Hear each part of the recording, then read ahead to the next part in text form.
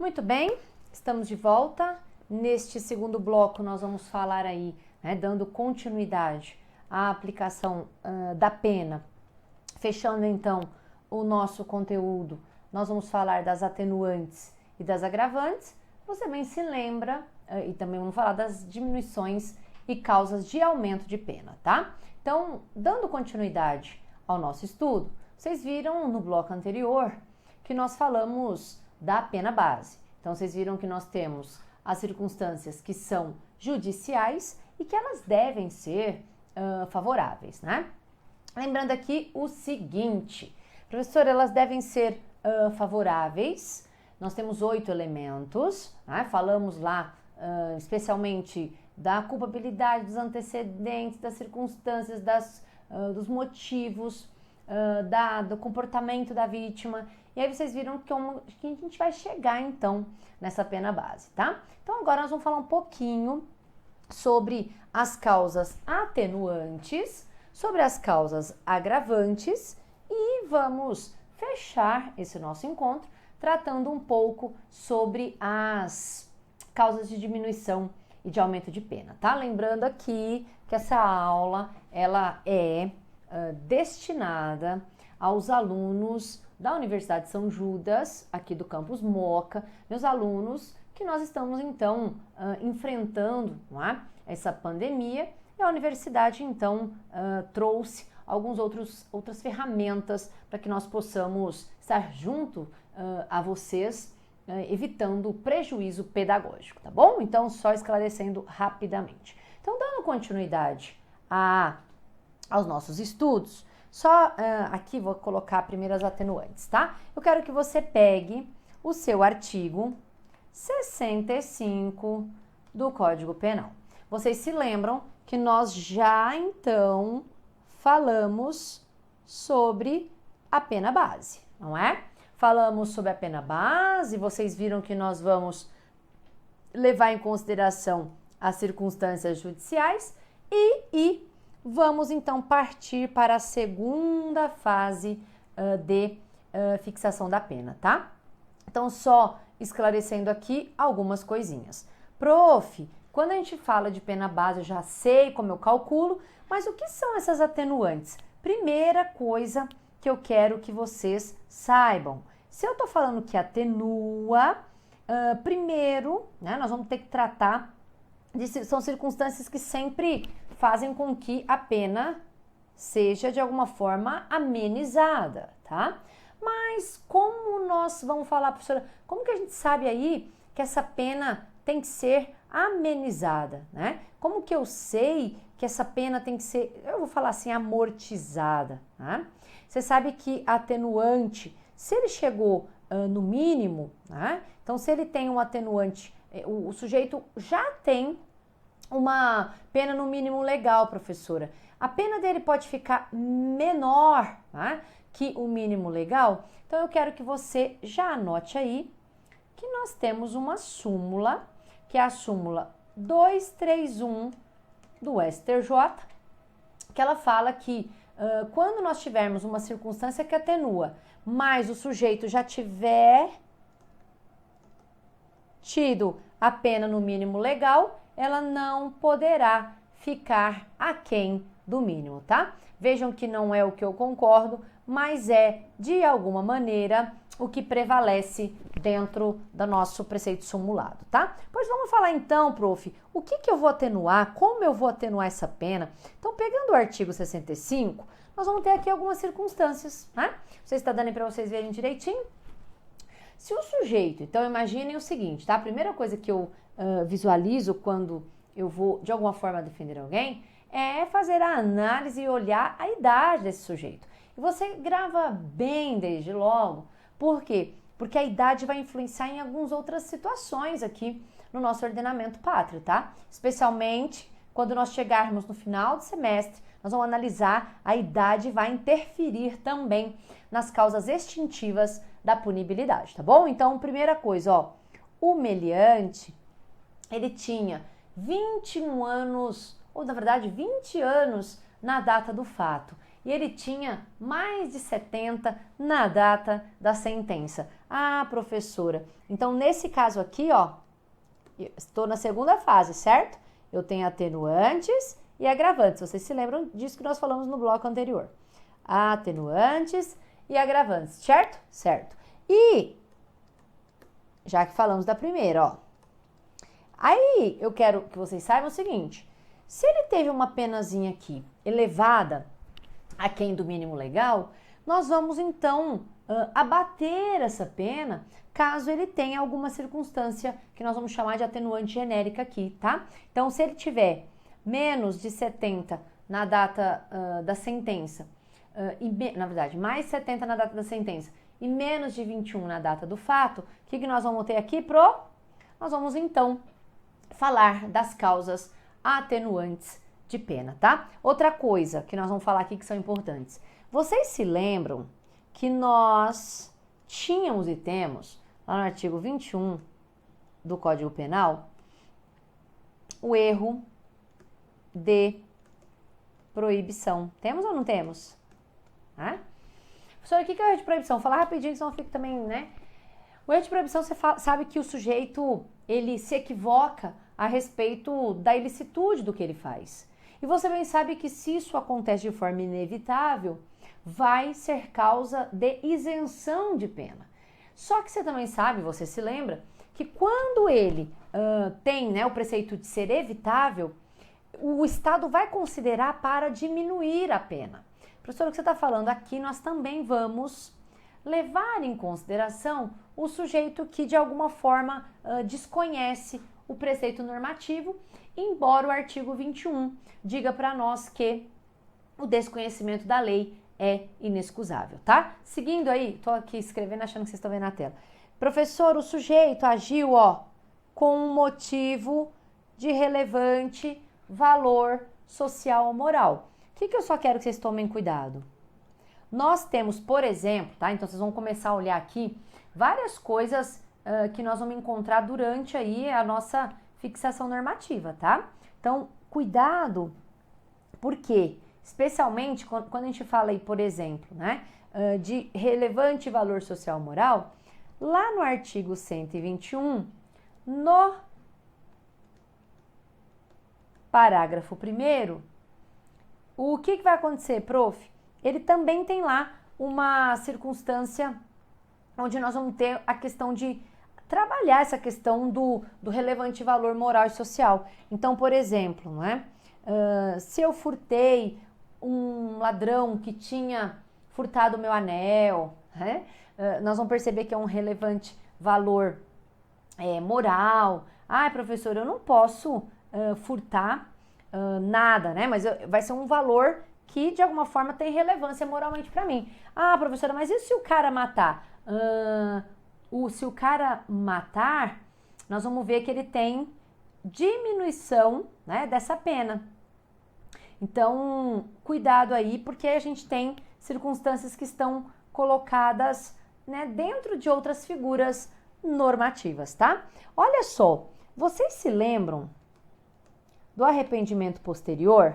Né? Vocês se lembram que quando o sujeito se arrepende antes do recebimento da denúncia e o crime não tem violência ou grave ameaça, vocês se lembram que isso é causa de diminuição de pena. Então, daqui a pouquinho, nós vamos falar das causas de diminuição de pena. Tá? Por enquanto, a gente está falando de atenuar. Ah, professora, mas então se o sujeito procurou a vítima depois do crime e tentou diminuir aí as consequências ou reparou o dano até o julgamento, cuidado, porque lá no 16, se ele faz isso, ó, antes do recebimento, e se o crime não tem violência ou grave ameaça à pessoa, eu diminuo a pena.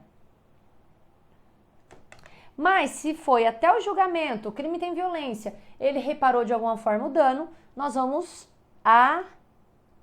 atenuar essa pena, tá? Professora, ele cometeu o crime e a coação foi resistível, né? Você bem sabe que se a coação é irresistível, o que acontece, prof? Se a coação for irresistível, você sabe lá no artigo 22 que, vamos até por aqui, ó, é causa de isenção de pena. Ah, mas se ela for resistível e se a obediência aí tiver influência de violenta emoção, nós não vamos isentar de pena, mas nós vamos atenuar essa pena, tá?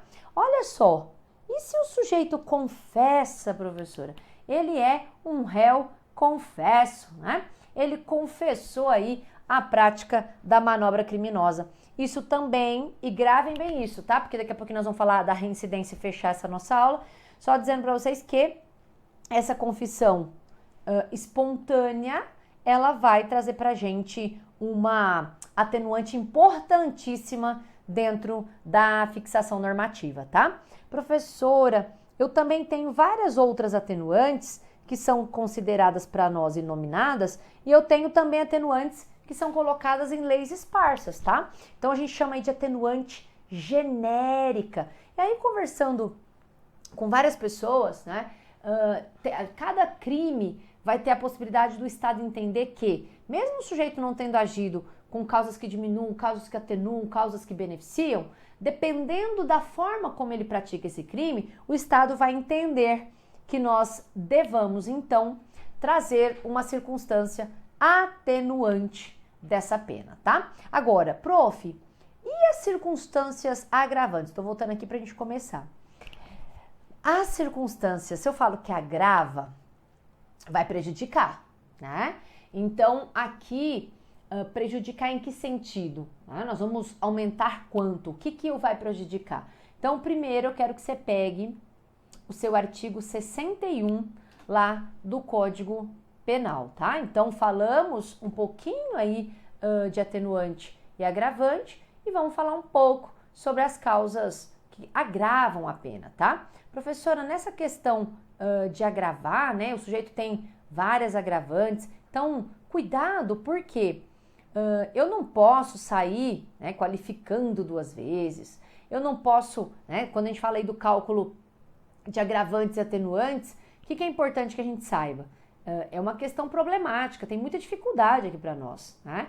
Então, quando a gente fala de mencionar aí as circunstâncias, o quantum, né, quanto que eu vou agravar, quanto que eu vou diminuir. Então, quando a gente fala de reincidência e de atenuante, eu atenuo um sexto e também agravo um sexto, que seria aí, vejam, presta atenção, marca aí. A lei não fala uma quantidade que deva ser considerada pela reincidência, tá?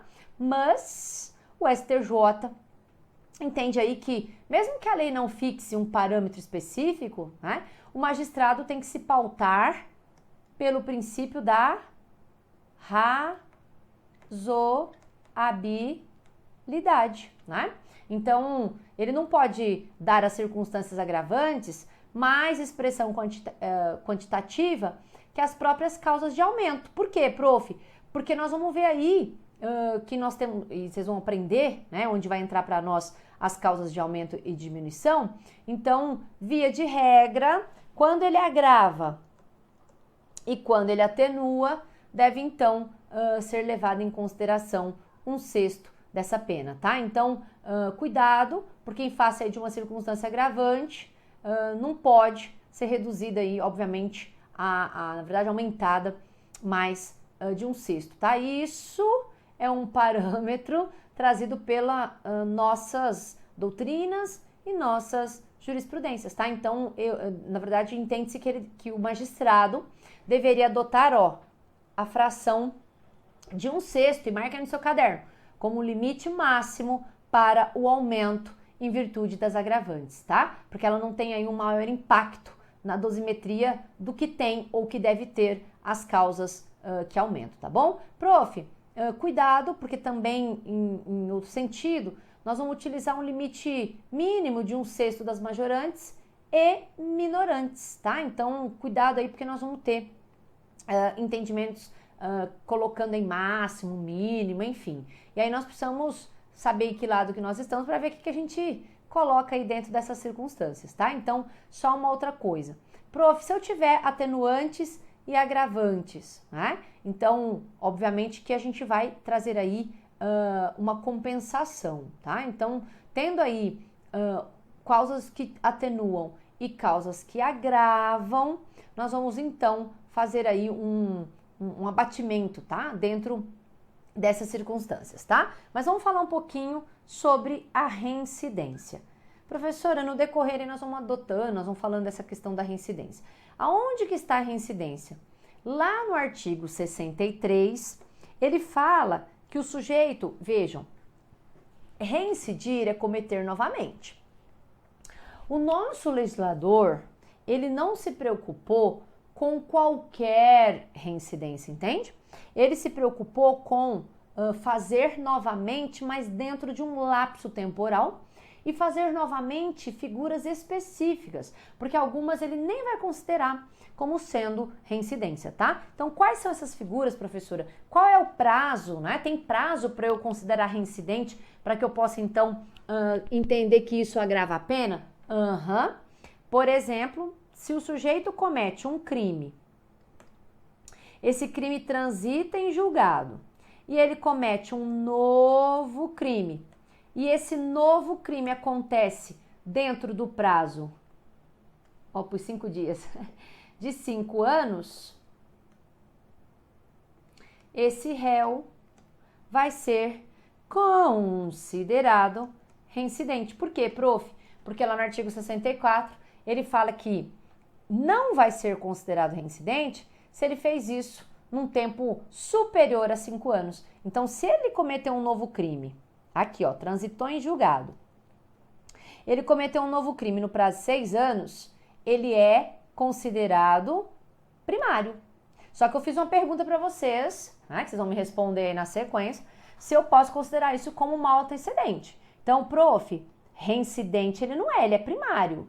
Ele volta à primariedade. Agora, para ele ser considerado reincidente, se ele praticou esse novo crime no 4º ano, o artigo 64, ele fala, então, que nós vamos considerar esse réu reincidente, tá? Nós não vamos considerar, para efeito de reincidência, os crimes militares próprios, né, que são cometidos pelos militares, e os crimes políticos, tá? Então, não entra nessa contagem aqui da reincidência. Agora, prof, ele cometeu um novo crime e esse crime aqui, ó, anterior condenou. Então, crime mais crime, nós vamos ter reincidência, mas se ele comete contravenção, marca aí, contravenção penal e um novo crime, nós não vamos entender que isso é causa de reincidência, tá? Mas se ele cometer um crime e cometer uma contravenção penal, e se ele cometer uma contravenção penal e uma contravenção penal, o artigo 7º do Decreto-Lei 3688/41 diz que essas circunstâncias serão consideradas agravantes, tá? Então, isso é o que a gente entende aí com a reincidência. E, né, o que acontece aqui muitas vezes? Eu quero que você tome só um cuidado. Às vezes o sujeito ele tem 5 processos em andamento, né? Ele tem aí 5 processos em andamento. Ah, professora, se ele tiver 5, 6 processos em andamento que não tenham transitado em julgado, ele pode ser considerado reincidente? Não pode, tá? Agora, eu quero chamar sua atenção, porque eu não fiz isso e esqueci. Quando você leu, e eu sei que você fez isso, quando eu pedi para você pegar aí o artigo 61, você percebeu, né, que esse artigo 61, ele coloca lá assim, ó, são circunstâncias que agravam a pena quando não a qualificam.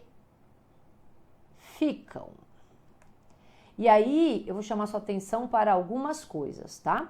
Quais são elas, professora? Olha só, motivo fútil, motivo torpe, facilitar a execução, a ocultação, impunidade, vantagem de outro crime, traição, emboscada, emprego, fogo, explosivo. Vocês estão vendo aí? Essas causas agravantes, cuidado, porque elas são, em alguns crimes, consideradas circunstâncias que qualificam. Então, você sabe que qualificar entra na primeira fase da fixação da pena, certo? E se eu já qualifiquei, então cuidado, porque se eu já qualifiquei, por exemplo, o sujeito matou por um motivo fútil, né? Motivo muito pequeno, então insignificante. Se eu já qualifiquei, então dá uma olhadinha lá no artigo 121, no parágrafo 2º. Se eu já qualifiquei esse crime em razão dele ser fútil, eu não posso usar a futilidade, que já é um motivo, para nem elevar a pena base e muito menos aqui qualificar o crime. Então, ou eu qualifico, que é o caso, ou eu agravo. Eu não posso usar o motivo fútil em todas as circunstâncias punitivas aqui do sistema trifásico, tá? Professor, isso também se aplica ao motivo torpe? Torpe, para assegurar a execução. Então, por exemplo, motivo torpe tem a ver com ganho, né? Toda vez que o sujeito comete um crime para garantir a impunidade de outros, nós também vamos ter circunstâncias que vão, de alguma forma, agravar essa pena, tá? Então, são circunstâncias aí importantes dentro do sistema trifásico. Professora, e essa questão, ó, cuidado, que vou fazer aqui uma situação com vocês, tá? Lá no artigo 123 do Código Penal, nós temos o crime chamado crime de infanticídio, certo? Então, nós temos o crime de infanticídio. Lá no crime de infanticídio, a mãe mata o seu próprio filho durante ou logo após o parto, sob a influência do estado puerperal. Então, tem que tomar um cuidado, por quê, prof? Só tomar um cuidado porque se ela mata e esse bebê já é o filho dela, ser filho, marca aí, já é elementar para o tipo. Se é elementar para o tipo, eu não posso fazer isso para falar que é crime e ainda agravar, porque eu tenho vedação ao bis in idem, tá? Então, um cuidado aí. Ah, professora, a mesma coisa quando eu falo, né, que o sujeito está violando aí um dever inerente ao cargo. Por exemplo, se eu cometer o crime de segredo profissional, isso já tem o meu cargo envolvido na figura típica. Então, eu não posso responder, sei lá, por segredo profissional e ainda ser punida com agravante em razão de violar um preceito ligado ao meu cargo, tá? Seguindo aí pra gente fechar as agravantes, falar diminuição e aumento e encerrar esse nosso encontro. Professora, o crime é cometido contra criança, maior de 60, enfermo e mulher grávida. Então, vou dar aqui um outro exemplo, ok? Lá no artigo 125, nós temos o crime de aborto. Então, preciso necessariamente causar o abortamento, né, que é a retirada, na verdade, a cessação da atividade extrauterina, né, da vida extrauterina, eu preciso que essa pessoa, que é a vítima, esteja grávida. Então, eu não posso pegar e falar, olha, ela cometeu aborto e ainda agravar isso pela questão dela ser mulher grávida. Por quê, prof? Porque nesse caso, nós teríamos também a vedação ao bis in idem, tá? Porque uma mesma circunstância não pode ser aplicada duas vezes aqui. Então, quer ver um exemplo? Imagine que a pessoa matou, vamos dar um exemplo aqui, tá? Ela matou por um motivo fútil, matou o filho, e que mais? E usou fogo, tá? Então, se ela matou por um motivo fútil, eu posso elevar a pena base. Se ela matou o filho, eu posso agravar a pena. E se ela matou, eu nem lembro o que ela fez aí, se ela fez coisa para garantir, né, de alguma forma, a execução dessa pena, eu devo olhar se isso aumenta a pena. Vou até dar um exemplo, deixa eu fazer diferente. O cara matou em razão do feminicídio, então ele matou mulher em razão de um motivo fútil, matou aí levando em consideração o pagamento. Então, professor, o que você está falando? Cada circunstância, ela pode ser alocada uma em cada fase, né? Mas eu não posso, uma mesma circunstância, ser colocada em cada uma, mas eu posso ter várias circunstâncias que são diferentes e colocar em cada fase da fixação dessa pena, tá bom? E por último aí, dentro daquilo que eu acho importante falar das agravantes, tá? Lembrando que aqui a gente está tentando, né, amenizar e colocar de maneira didática essas agravantes. Vocês estão vendo aqui, ó, embriaguez pré-ordenada. Cuidado, que é diferente da embriaguez provocada. Na embriaguez provocada, o que nós temos, prof? Lá no artigo 28, se a embriaguez é provocada por caso fortuito ou força maior, o que nós vamos ter? Nós vamos ter isenção de pena.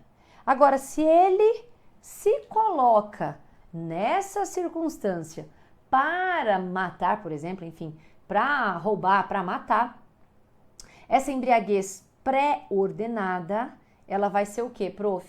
Ela vai, então, agravar essa pena, tá? E nós temos também algumas outras agravantes que são consideradas genéricas lá no artigo 62. Então, tomar um cuidado aqui, porque vai agravar, piora a pena do sujeito, e eu acabei falando há pouco a quantidade que vai ser considerada para efeitos de agravar, tá? E para a gente fechar esse nosso encontro, deixa eu descartar aqui, para a gente fechar esse nosso encontro, só vou falar um pouquinho aí sobre a terceira, a terceira fase de fixação da pena.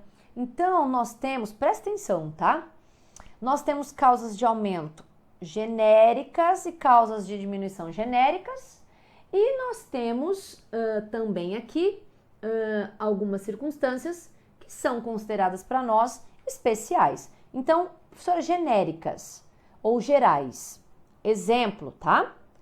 O artigo 14 do Código Penal, quando ele fala de tentativa, ele diz respeito a uma diminuição de pena que vai se aplicar a todo e qualquer crime, certo? Ah, certo, professora.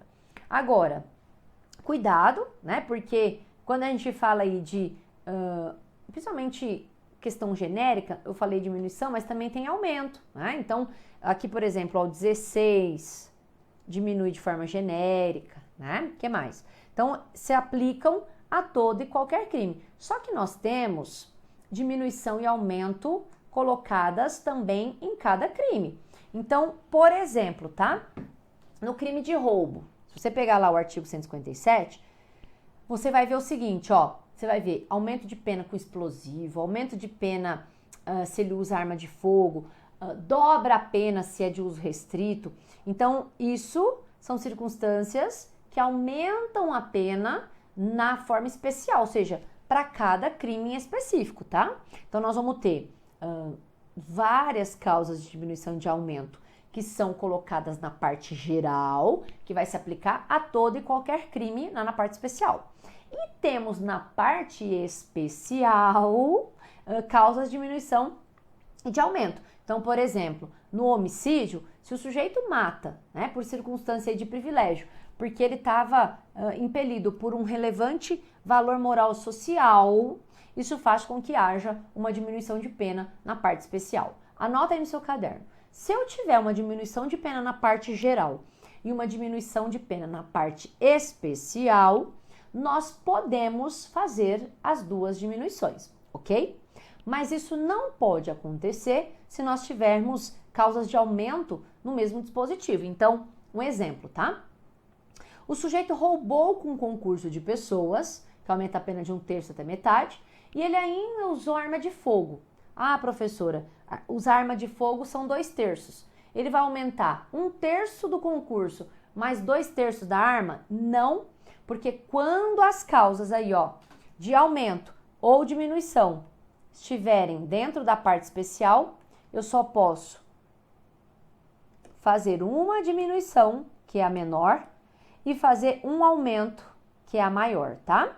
Então, eu diminuo no mínimo e aumento no máximo. E, por fim, que daí é importante, né, da gente falar, só que eu não lembrei. Só anota aí uma coisinha que também é importante da gente tratar, a gente já encerra esse nosso encontro. Se eu tiver agravante e atenuante, a pena tem que ser aí colocada, né, no limite pelas circunstâncias preponderantes e, obviamente, aquelas que motivam o crime, que tem a ver com a personalidade do agente, tá? Isso está lá no artigo 67.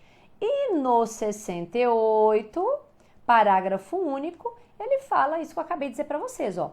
Se eu tenho concurso de causas de aumento ou diminuição previstas na parte especial, só posso fazer um aumento, só posso fazer uma diminuição. Se eu tenho diminuição, eu tenho que prevalecer, claro, a que mais aumente ou a que mais diminua, tá bom? Então, nesse caso aí, está no artigo 68, parágrafo único do Código Penal, tá bom? Então, assim, fechamos a fixação da pena, tá? Vou deixar uma atividade para vocês responderem, claro, e nós nos encontramos nos nossos próximos blocos aí, dando continuidade às nossas aulas, tá bom? Um beijo grande para vocês e até a próxima. Tchau, tchau.